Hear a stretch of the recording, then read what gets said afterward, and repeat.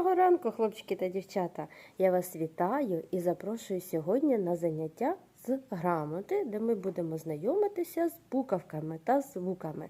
Сьогодні у нас з вами продовження вивчення звуку А. А давайте пригадаємо, на прошлому занятті до нас завітала лялька Алла. Доброго ранку, малята!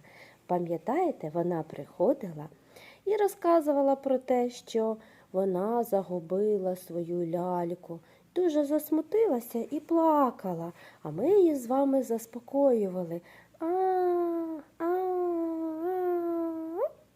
Ось так. А потім ми ходили з вами до лікаря і відкривали широко ротик. Отже, малята, сідайте і слухайте, а сьогодні до вас завітала акула. Гарного перегляду! Привіт, малята! Я акулятко Зума. Гайде разом займатися. Малята, плаваючи на дні океану, я знайшов ось такого листа.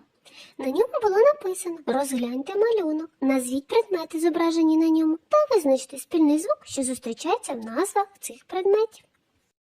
Ой, дійсно, це ж звук А. Звук А голосний, вимовляється легко, в ротику не виникає жодних припон. Його можна проспівати і позначаємо його червоним кружечком. А на письмі звук А позначається великою буквою А та маленькою буквою А.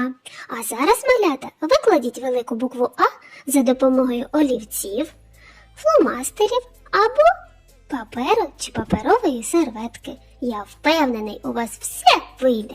Зіграємо з вами в гру підводні хованки. Знайдіть на дні океану всі великі букви А та всі маленькі букви А. Полічіть їх, скільки великих, скільки маленьких.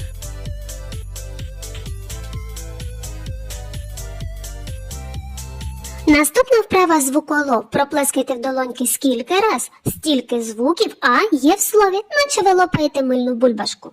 Автобус. Сом. Ананас. Апельсин. Мавпа. Жук. Метелик. Сова. Пташка.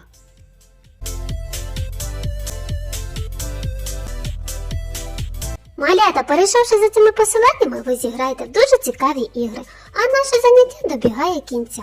Але я для вас приготував ще одне завдання. Перетворіть нашу букву А в щось або в когось незвичайного. Пофантазуйте. Наприклад, я її перетворив в свого друга крокодильчика. А що у вас або хто у вас вийде, мені дуже цікаво. Тому надсилайте свої фото. До нових зустрічей!